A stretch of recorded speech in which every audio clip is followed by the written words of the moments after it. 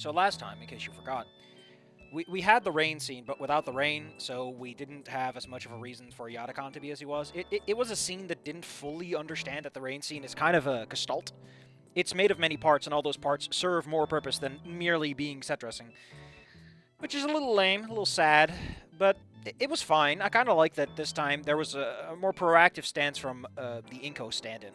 So hey, you know, you win some, you lose some. It's better than losing.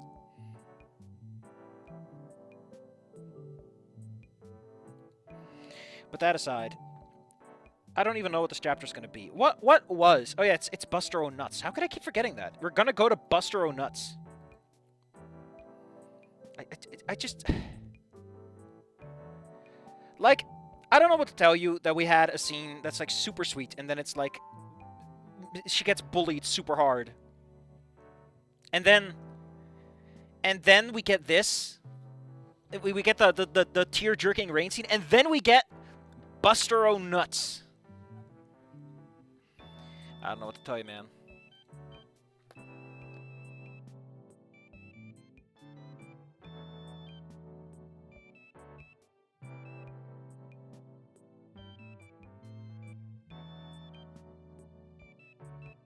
Alright, let's not beat around the bush. And get to it! Let me just put the window in the right place. There you go. Let's go. Fine. Everything is normal. Well, relatively anyway. As normal as it can be with my crazy ass in the picture. Man, that's so self-deprecating. Are you even aware of that? At this point, the contest and all this fuck shit that came with it is well in my rearview mirror. It's like Inko kind of cared about the contest, but D really didn't. Which, it creates such a different perspective when you think about it. Olivia's been painting a lot for me recently. She's showing me how it works, methods, shit like that. It's fascinating. I never got into it myself. I don't get patient for that kind of shit. Just like Damien. But watching someone with their skill do it, it's better than anything I'll watch on TV. Aside from IFC bouts, anyway. I've started coaxing her to watching stuff with me on my phone during class downtime, and she's not a huge fan. Not everyone's into violent shit like that. She seemed to understand it a little better when I gave her the skill of it angle rather than playing up the violence. In a way, fighting really is an art. That's why they call it martial arts, Bingus. Or the movements, the techniques. There's just a lot of blood involved instead of pain. She wasn't impressed with the analogy, but at least she understood it well enough to get it. So, back to the summer's end party. Just fucking tossing Vinny around, and well, at the beginning of the one, I got her to start coming to the gym with me. Not the pit. No way I'm letting anyone ever find out about the pit. I just found a nice gym near school and signed up. I still remember the look on her face when I asked about it, like I was a fucking idiot for suggesting it. Was there or not? Slow day. Already finished all our work, and Yataka was having one of his siestas. She was just doodling away. Hey, Olivia. You want to come to the gym with me? What kind of question is that? We're just getting right into the cocked eyebrows. Again, shouldn't this be enough? She looked up, surprised, and then suspicious. Like, the problem...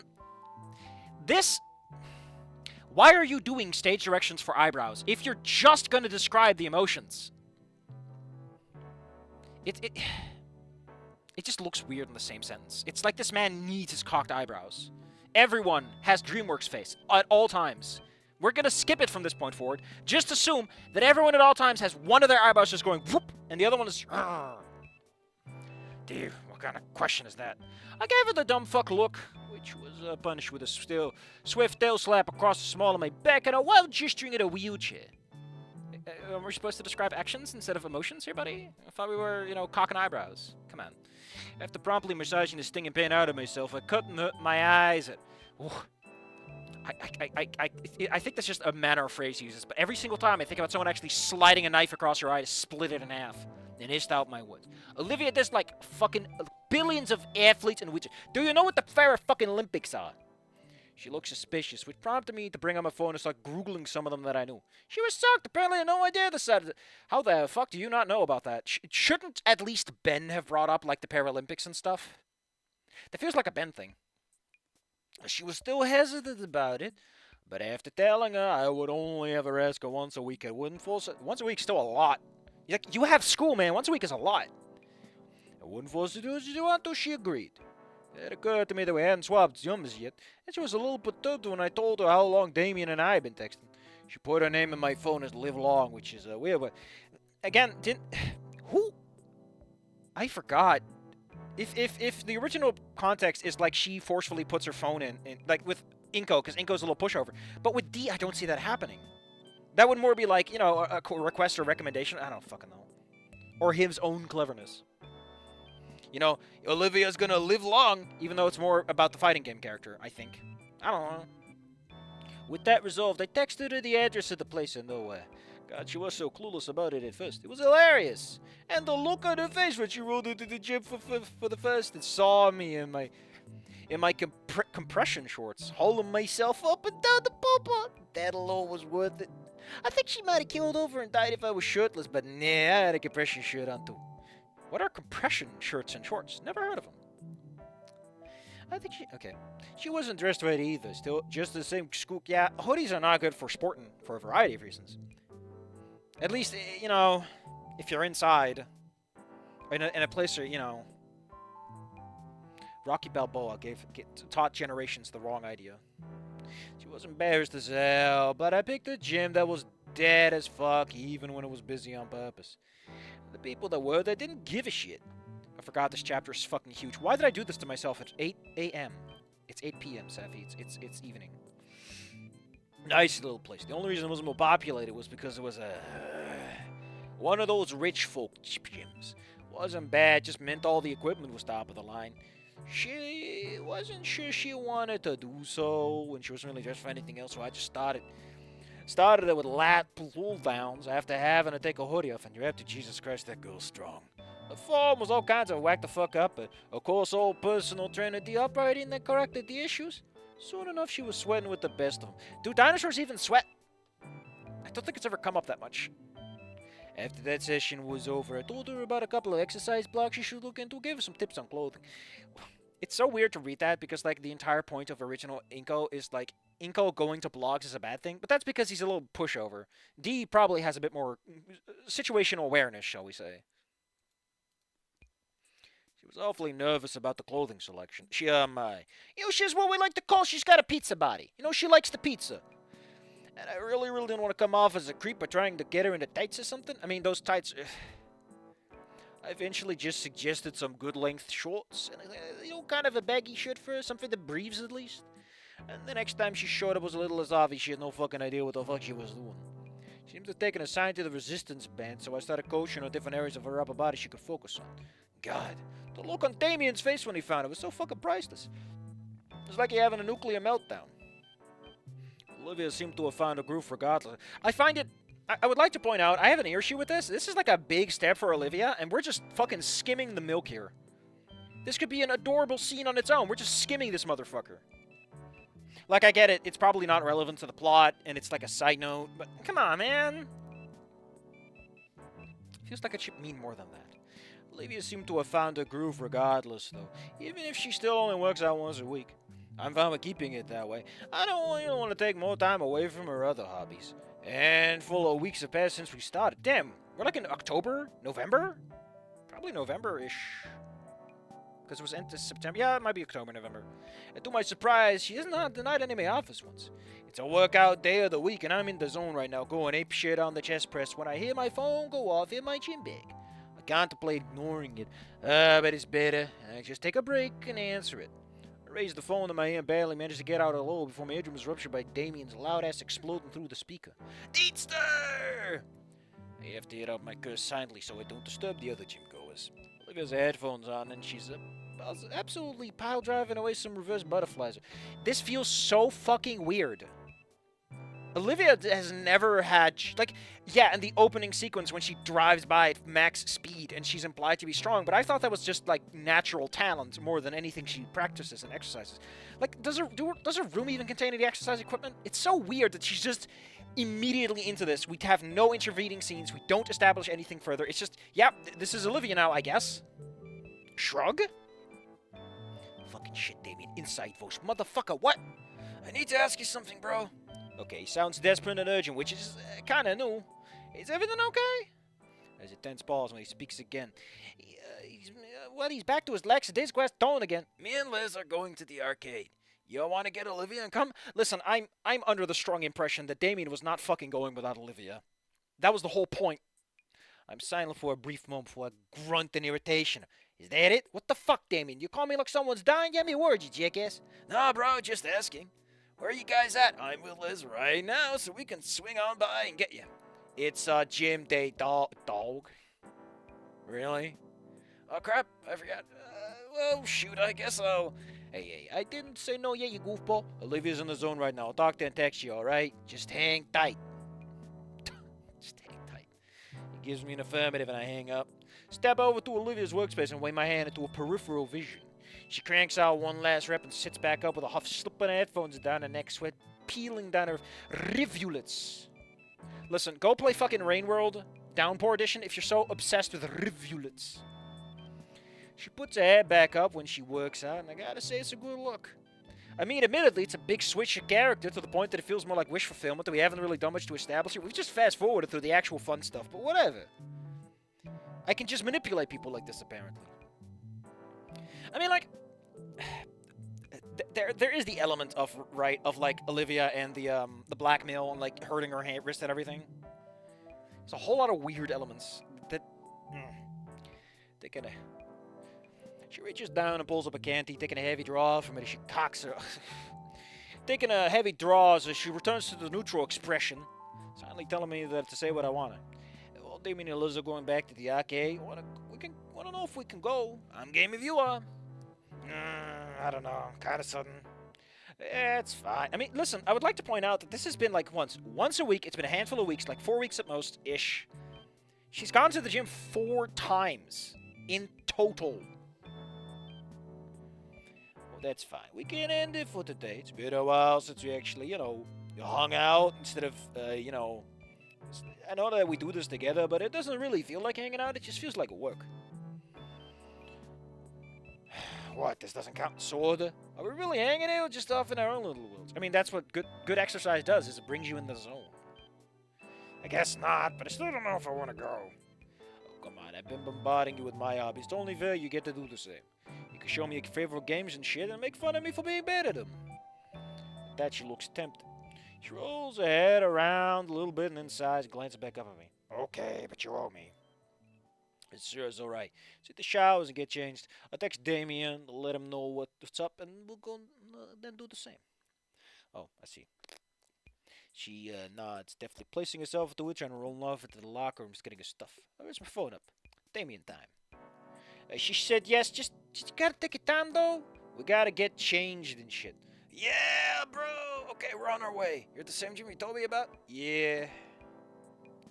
I slip my phone away and likewise go to get changed back into my normal clothes after a quick little shower. I'm more than halfway through a session today, so I don't feel that bad about stuff. Hey, you can miss one, man. You can skip one. You can skip one. It's allowed. It's the second one you gotta worry about. Olivia and I meet out front with our bags ready. I sit at a little bench out front of the gym and she wheels the chair over to the end of it, stopping next to me. So, how you feeling about the gym so far? Pretty good, actually. I don't know, it's hard to explain. I don't think I'll become an athlete or anything, but it makes me feel better about myself. Good. Let me take to it. That right, huh? The way you move yourself around your wheelchair, and it's, I have to pause, really thinking about it. She looks up from her phone completely, giving me her full attention. When I finally grasp what I want to say, you're strong, you know. I don't just mean physically. Tap the side of my head. You're strong up here, too. Yeah, artistically. I don't think she's smart, like, academically. It's kind of implied she's average at best. Not like a star student. It's her artistic skills that are good. And artistic skills come with a lot. You know, insight, she does realistic drawings, or at least close to reality, like with the city painting. So there's, I'm serious. Most able people don't bother getting off their asses to do basic bitch chores, and you're hustling your ass in the gym. Shit's only once a week, but you're putting in the effort. It's been 4 times, my man. This really feels like it needs a lot more fast-forwarding, like this should have been done like week 1 or something, and left to ride from there. I'm proud of you, you know. I mean, admittedly, like the first few times are the hard ones. I can't knock him for that. Like I said, it's the first. Skipping once is fine. Skipping twice is where the problems start to come forward. You can stumble, but you can't fall. Her face turns crimson as her eyes widen, and she jerks her gaze away, mumbling. I chuckle as an old model sedan pulls up to the curb next to us. Liz's head comes raising out of the sunroof, beaming at us. I mean, the way that thing works, I guess you could do that, and that's just fucking weird when you really think about it. Yabba dabba doo, I guess. Hi guys, ready to go? Absolutely. Ready to see all the Hot Wheels are in her element, too. He lost the remote from Click and had to improvise. Wasn't the whole point of the remote of Click that he fucked his life up or something? And it wasn't even fucked up in a way that's actually interesting? Oh, man. How are we... how far is this? Hold on, I need to do some math. It's gonna be a long one. We're gonna have to keep the pedal to the metal and hack a little squid. I might be in the driver's seat, but you're behind the wheel. That's not a good idea, actually. I chuckle again, and she gives me the good old leer with those narrowed eyes. It's rolling up to the passenger side door on Liz's side and wrenching it open. She casually lifts herself and lobs herself into the car, saddling me with wheelchair collapse and duty. Damien's bombastic voice greets Olivia from the inside as I stare dumbly down at the chair. I kind of managed to figure it out, luckily in time, and I'm looking like a little bit of a fool. She pops the trunk, and there's more than enough space to both fit a chair and a gym bag, so I go ahead and leave him there. Soon enough, the trunk is shut, and I open the other passenger, so I stare dumbly as a waterfall of empty soda cans comes spilling out onto the pavement. I look up at Liz, who at least has the good grace to look embarrassed. Oh, fuck. Oh, passenger door. Oh, fuck. When I think passenger door, I think shotgun. Sorry. There's something else that was on the tip of my tongue, but I forgot what it was. Yeah, the whole popping of trunks. I've never seen that around here. Every trunk here, you gotta use your own little hands, buddy. I put my hands on it. Oh, come on, Liz. I expect this from Damien, but you... Oh, those are mine. Sorry about that, bro. They're from this morning. I gotta toss them back here when I'm done. I should tell Sophia about this. You never heard about a garbage bag? 'Cause you are one. Liz sighs as Damien lifts a stuff to the brim bag out of the sunroof to show me. I look back up at it. Are you a hoarder? No, Damien, I'm saving them for a project on recycling, and I'm going to use a couple of the cans for a sculpture. Saves me the trouble of finding aluminum myself. I'm sorry, fucking what? Hold the phone. You can't just drop a fanfic at me and I'm not looking it up, buddy. You clown. You moron. You fool. We're looking it up right now. We're doing it live. Calm down that Spinosaurus. I'm gonna calm down that Spinosaurus. Arts plus English version. What is there to be worried about? It's mature, it has major character depth. Features Liz Farley and Damien Payne, Lunara and Ben, Sophia Payne and Inco...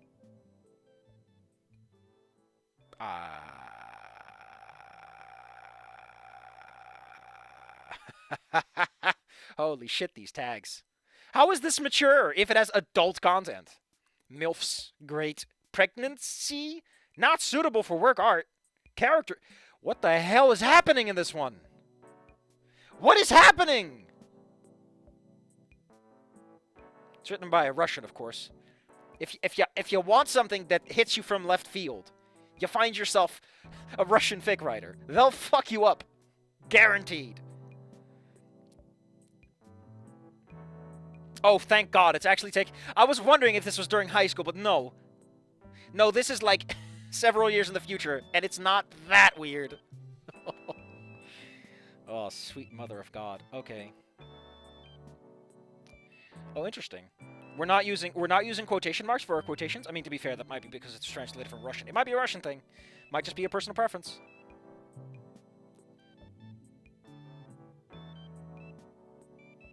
This is weirdly phrased. This has some serious, I don't know what you're trying to do here, but maybe I'll get used to it over time. Why is there so much art? Holy shit. This is practically a fucking comic.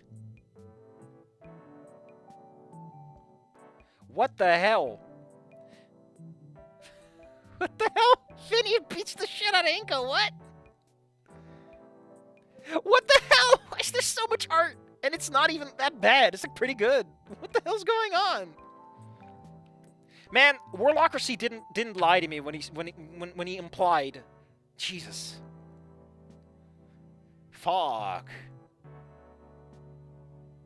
What the hell am I looking at? I'll be honest. I'm looking at the first chat. Damn! This is like halfway a comic. Mark Halford. I don't know. Listen, man, you gotta give him an H name. You gotta alliterate it, just for kicks. Holy shit. Another person's beating... Who isn't beating the shit out of Inko in this one, it seems? Oh. Oh, it's... that is not my Michael Harris. No, Ferris. He's not... Oh, no, it's Estrus. Jesus fucking Christ. Reading is for chumps. My homies just look at the pictures.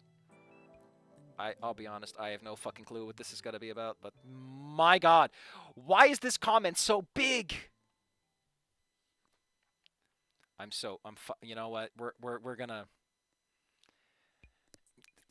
I don't think we'll do this live, but maybe if things work out a certain way, I might give my reflections on stream in like posthumous form. What the fuck is going on?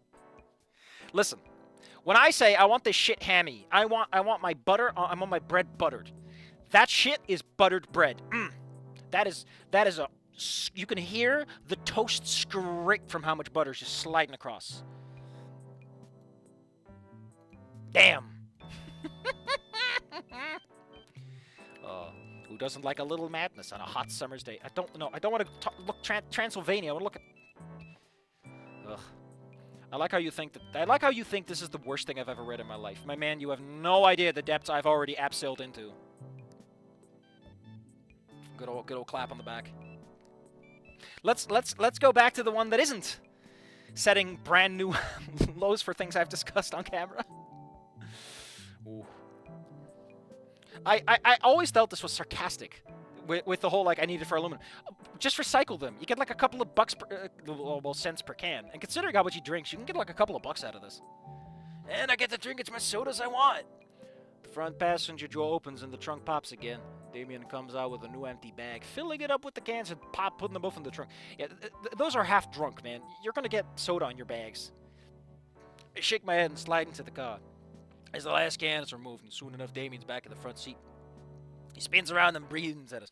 Are we doing the racism, the racial segregation joke again? Because that really is a joke you can't copy. Like, listen. First, okay, I have two things to say. First, just because it's a fucking weird-ass, sort of? I don't know what to call it. There is definitely an age difference. Like, I want something that sticks with me, okay? I want to read something, and I want to go, man. Man. Whatever shape that takes. Inko noted had an element of man, and then it fucked it up by not sticking the landing of being... It's a bit too hope-ficky for me. Because it definitely started on a non-hope-fic note, and it really tried to speedrun Inko. But... Okay. Okay. Let's get to the part... Let's get to the... So, like, the racial segregation joke works because you kind of see it coming, but you kind of don't, and, like, Damien is the last guy you expect it from. You just can't recycle that joke. You can't. You have to give it your own spin. You have to spoof it. You can't just repeat it. You just can't. It wouldn't work. I just go, yeah, I guess. Thanks for repeating the very good joke that I really liked that got me off guard. And maybe go, what the hell? That is exactly what I want to see in my writing. You know, that creative slap on the ass, what the fuck just happened moment. Okay. All right, dudes, good to go. Let's lower the head back into the car, coiling a big-ass neck around its base like it's a scarf. So that's how she drives. Neat. Well, I mean, if her neck splorted all over the place, that'd be bad. Sploop. I absentmindedly watch her as I pat my side looking for a seatbelt buckle. I grab out of something that's definitely... How the fuck do you mix those two up? Softer than plastic. Man, I love my wife. She's softer than plastic. And warmer than a seatbelt buckle. Women just don't get compliments these days anymore. Ugh. I glance over and Olivia's holding a hand to her chest, face red and eyes glaring. I snort. What? I put my hands on it to adjust the form, but an accidental handle sits her off. I suppose she could tell what I'm thinking, but she wrenches a mile away from me to stay at the window in a huff. Ready to go? Yep. Buckle up with a nod for punctuation. The punctuation is the period at the end of the sentence. Man just dropped a fic and we snorted like the finest Colombian. And I can feel that my nostrils have already started growing stalagmites from the shit that went up there. And stalactites. And a couple of columns for taste. And maybe a few shelves. I don't know. Let's keep it interesting for the people who are going to go down there and go like, man, anthropology has never been this fucking weird. This man's dead and we find, what, a fucking geological deposits in here? What has he eaten? What did he eat? The question is, what did I snort? It's raw, uncut fic. Moron. Moving on. Liz gets the car going, and Damien starts fiddling with the radio. Anyone want a station? I have no fucking clue what any of the radio stations in Vocadero Bluff sound. Olivia and Liz don't seem to give a shit. Damien just suit yourself. With one press of the button, the road okay, I forgot which song this is, but I guess we'll just put on Purple Stank. I don't know if we're recycling this. Way too loud, abstract music. What, did he get this from some sort of Peruvian yodeling form? Causing me to stiffen in my seat as I'm sonically assaulted. Thankfully, Liz immediately yanks the volume down to a tolerable level. Damien sinks into his seat, but thank rep to Jesus doesn't try to kick it back up. My phone buzzes with the text message. I take it out. What the fuck, Damien? Any song request, bro? I stare up at his stupid-ass head. Damien, I don't care, dog. I'll just listen to anything as long as it's not shit. Metalheads when I pull out a comically large method. It should be practically large. Damien chuckles as Olivia glances over at me curiously, and I show her the text with my dumbfuck expression on full display. She snorts and pulls her own phone out. Yeah, buzzes with the phone, not too. She's doodling a rad brain and Damien with a bat. That's not healthy. The snort rips away from me and I look at her grinning. Well, that's brutal, man. Corners of her mouth turn into a smile as she gazes out the window. The main meat of the city is coming into view. The forests of the outskirts becoming more barren, being replaced with decorative palm trees. We wind across some networks of hellish overpasses and negligent infrastructure decision-making. Yeah, I don't think you're a car, man. Might as well walk. Why drive when you can walk? I'm staring out silently into space as I hear a chuckle from Olivia. Desperate for a retreat from this urbanist hell, I look over. She's browsing some kind of form. Oh, what you looking at? Nothing. I lean over, but before she can react, staring at the URL of the website. She jerks it away with a hey, but the damage is done. Lizard Lounge? Oh boy, you still browse that website, Olivia? A wry smile creeps across her face. Yeah. I can tell the son's fucky. Hey, Liz, can I get an explanation? No, don't tell him. Liz peers at the rear view humming. It's this weird, exclusionary chat room. They only allow dinosaur women. Men, and rather specifically human men, are banned. I don't know. I thought it was an intersectionist thing when I tried to do some research, but it turns out they're just... He's recycling the joke. Hold up. There's a very specific response I have to this.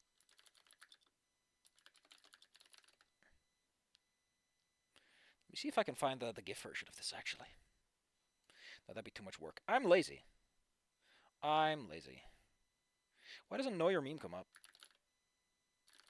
Know Your Meme, give me the goods. Oh, no, it's a generic thing, yeah. Whatever. We all know exactly what I'm thinking about. This doesn't work. Whatever. It's the Patrick Star boo. You know what I'm talking about. You can't just do that. Come on, man. Why you gotta be like that? I can't help but laugh. Help. I can't help but laugh peels its way out of me as Liz continues. Olivia showed me once, and those people are really weird. All right, I gotta see it now. No, you wouldn't want to. There's a lot of gross pictures on it. Listen, Liv, I've gutted a woman in my life before. I know what a uterus looks like outside of the body. It's fine. You what? Shit. And you wouldn't get any of the humor. It would just look weird. You're just making me more curious. Just hand it over. I'll look it up myself. I hold my hand out and wave my fingers back and forth. Her face flies through several motions before she eventually relents, handing me her phone and sinking into herself with a groan as she covers her eyes up. There at the website, scrolling through the posts. Jesus, he was not kidding. Post upon post of unhinged and debased humor, which I can only barely comprehend, greets me. Usually accompanied by some kind of disgusting fetishist artwork that draws the cringe out of me. Jesus. It's the same kind of shit that one senior got exposed for at my old school when I was a freshman. Motherfucker wanted to move away so bad, I think I kicked his ass once. It's one of the many things I regret nowadays. Poor guy. Hope he's doing alright.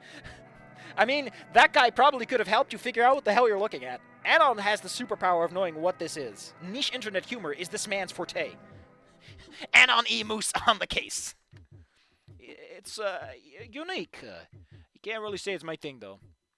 Everything's got weird shit they like. Everyone's got weird shit they like. Who am I to judge?